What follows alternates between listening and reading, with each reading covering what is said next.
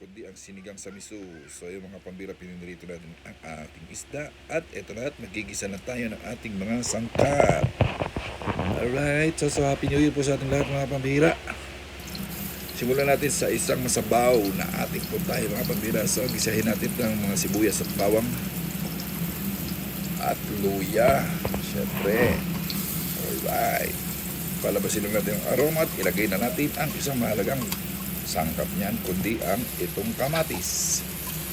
Alright, gisa-gisahin lang natin yung kamatis hanggang sa mag-translucent na siya. Alright.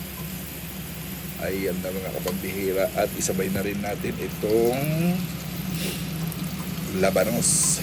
Hanggang sa lumambot na yung labanos na yung mga pambihira. At hanggang sa halo-haluin na lang natin yung mga pambihira, ilagay na natin yung miso. Alright.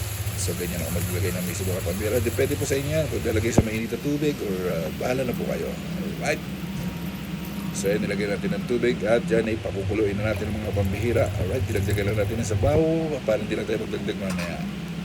Haluin na natin mga pambihira. Alright. Okay, at this point mga pambihira, ilagay na natin yung ating sinigang mix with miso. Ayan.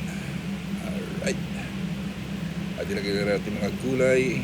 Ayan na yung sitaw at saka siling green, siling verde.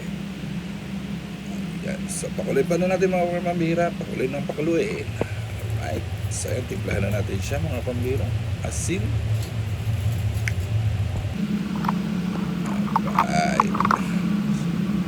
So ayan, lagyan na natin yung pinirito natin isda. Ang ginamit ko dito mga pambihira is yellow bean.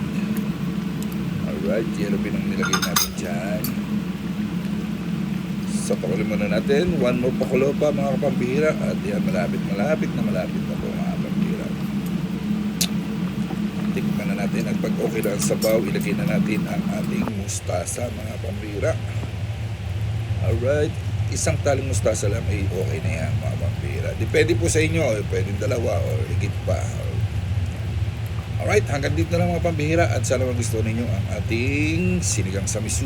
Alright, bye-bye. I love you all. Happy New Year. God bless.